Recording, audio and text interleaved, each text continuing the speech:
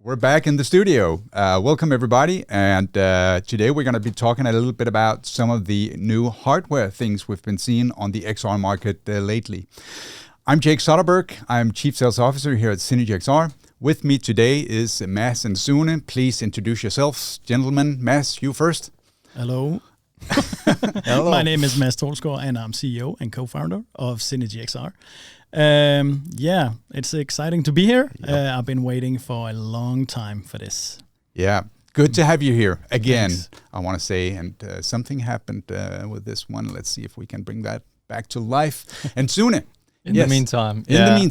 Yeah, my name is Sune Wolff, and I'm CTO and co-founder of SynergyXR. Equally excited.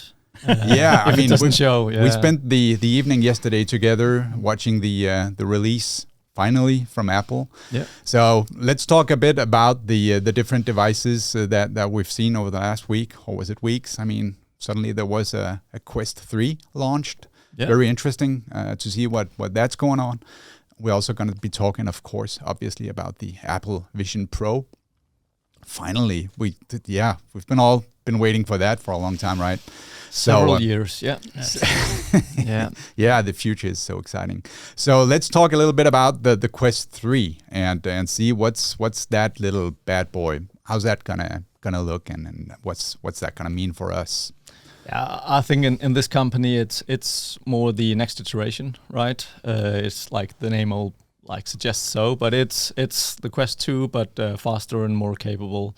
Yeah. They have borrowed a lot of the tech from the Quest Pro that they launched approximately a year ago, a bit less than a year ago. So with full color pass-through, so they're pushing more of these AR, like augmented reality cases. They inherited the controllers, so got rid of the ring, so the controllers can track themselves. But yeah, faster processor.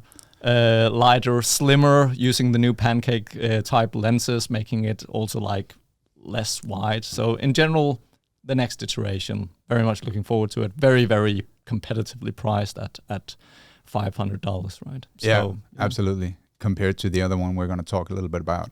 Yeah.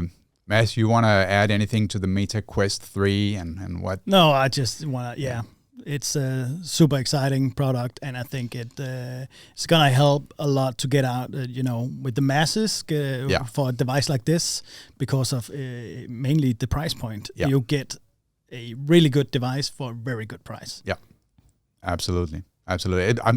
I'm looking forward to receiving our first one here at the office and trying to put that on and see how that works. I really like the sensation when we had the Pro 6-9 months ago. It was something different. So it's going to be exciting. Okay, so let's jump into what we all saw yesterday. After a long range of new announcements from Apple, they finally came to what we were there for, the new Apple Vision Pro headset. And I think we have, here we go. Let's talk about what is it? What can it? How much of a bad boy is this? Kick this off, Mads. Well, I can start, with. I think it's a super slick design. It's super nice. Also, it looks super comfortable to wear as well. I was actually surprised that it looked like this. Of course, you do your own imagination of what it looks like and stuff like that. But I actually, like it right away. I love that you can see the eyes between it as well. It's also a device where you can both use it for augmented reality, but also virtual reality. Yeah. And of course, disclaimer, we haven't tried it here at the office, unfortunately yet, but we are very eager and curious to learn more about this little thingy. Absolutely. I don't know if you want to dive into some of the more technical stuff here. They didn't share too much. I think it's one of those standard Apple products, right? They go all in. Screen quality has been something of a staple of their products in many years, and they're not skimping on that either here. It's approximately 4K per eye.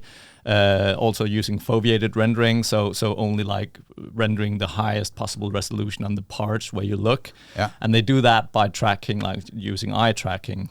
And from people who have tried it, you can hear it is the best, bar none, eye tracking on the market. Like they have 2 separate cameras for each eye and like a ring of IR emitters to track very precisely. And that is because that is one of the main input systems.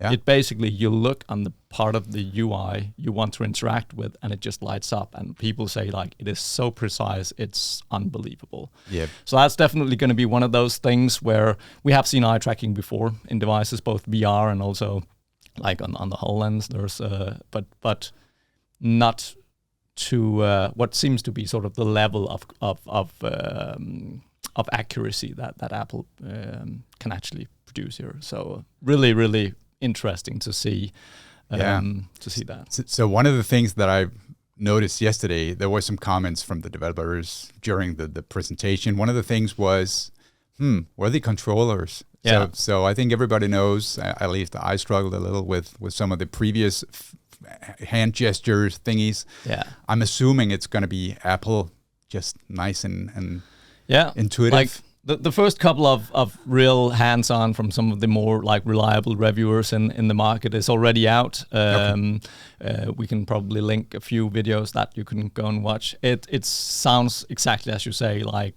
they just nailed this. They iterated on this like 1,000 times until they just nailed it. Yeah. So hopefully gone is the like really hard to interact with HoloLens click, and even on the Quest, like not to bash anybody, but like it's not always easy. Whereas here they have like 4 cameras just dedicated to looking at your hand. So no matter where you have it, like you don't have to necessarily put it right in front of. Yeah, exactly. So I think it's one of those things that really has also driven the design is to really try and make as natural an input system as possible. And it is this combination of eye tracking, like this gesture, like being the click, but also just voice. Like people say, if you just look at the search bar of a browser and you just start speaking, it's just inputs that. Like it's very seamless, it seems. Yeah. Again, no first-hand impressions yet, unfortunately, but from what we can hear, that is definitely one of the things it has going for it.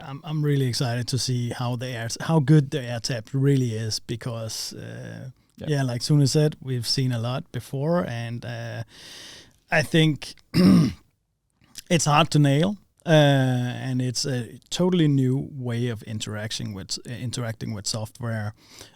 So I'm also curious about how the market will take this new interaction into considerations, and it's actually one of those points that I'm a little bit worried about, because I've seen so much over the years.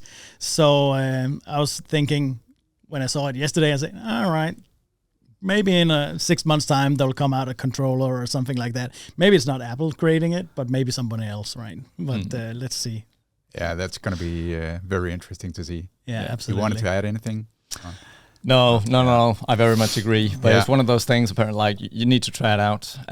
People say like after 5 minutes, like working with this, they got surprised when it didn't register, like once or twice. So that quickly, it just seemed to be just natural way of interacting, and it was even just accidentally like touching your thumb and index finger, just like so it's a click. Sitting around fiddling with your fingers. Yeah, you shouldn't do that. No, just like double clicking all over the place. Yeah, exactly. Okay, some habits to be probably learned. Probably. Yes. Yeah. That's super interesting. But again, it comes out, with a lot of apps already from the beginning, where you can reuse like a lot of the iPad apps as well, and stuff like that. So I'm really excited about that as well. Yeah. It's an ecosystem. Exactly. There's always already content there. Exactly. And of course, they also announced that a partnership with Unity, which is extremely important for us. Yep. And why is that? Well, we are leading experts questions, Your Honor. in this area, right? Yeah. And been working with Unity for over 15 years, and so of course this SynergyXR is of course also built on Unity. So it's super important for us. For actually, probably we expect we can get pretty fast on the device and make things. I'm going to look at Sune now, the CTO. Yeah. So when will the SynergyXR be available on Apple Vision Pro? when it launches? Or we are already in contact with Unity as well as Apple, so to get beta access to the SDK, so we can start actually developing and hopefully get a device in hand, even though we know how hard that is. But yeah, it's definitely a key focus point for us to get there as soon as possible, and not just as a sort of 2D version, but like fully immersive 3D as SynergyXR is supposed to be experienced.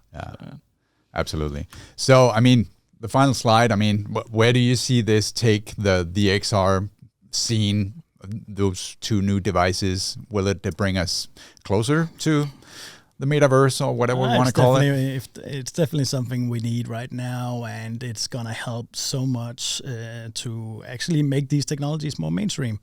And no doubt about it. And I think it's also healthy to compare, actually to the market, to get more competition into, for example, Meta and also HTC and Pico that is out there. So let's see how they also react to this. It's quite interesting to see how a company like Microsoft also will react to this. But it's very good for the whole industry, and also in general for AR and VR development. Cool. Yeah, we're definitely looking forward to seeing this, getting it hands-on, putting SynergyXR on it, and see where we can take this. I think what's really interesting is it's one of the first devices that really pushes this, like, they don't want to call it that themselves, but like mixing augmented and virtual reality and being able to switch back and forth. So I think also the price point, sort of like, you shouldn't see this as direct comparison to the Quest 3. You can get 7 Quest 3s for the price of one one of the Apple devices, right? You should rather see it like a competitor to the very aging HoloLens, which has a similar price point, or even more direct comparison to the Vario XR3, which is also like a pass-through AR-enabled headset, which very actually high costs resolution. the double of this. So that's more where you should start comparing these devices, I would say. But again, like, time will tell. For us, it seemed like it's a device meant for SynergyXR because we are capable of blending these types of realities as well. So yeah, very, very high hopes. We know how well Apple execute these things. So yeah, can't wait to sort of get it into the hands of more consumers. And of course, SynergyXR is already, available on Apple devices, where we both use it for augmented reality, but also to tap into the VR environments. We utilize the LiDAR sensors that is in the new Apple phones, right? So I think this is the match made in heaven. Exactly. And I want to say, on that high note, I think this concludes this little informal, casual chat about what we saw yesterday and the week before. So thank you, everybody, for joining in. And we can't wait to get this bad boy in our hands. And we should do an unboxing session on that when we get to that, right? No doubt. If we're allowed. If we're allowed. All right. So cheers, everybody, and thanks. All right. Thanks. Yeah. Good to have you here, guys. Yeah, likewise.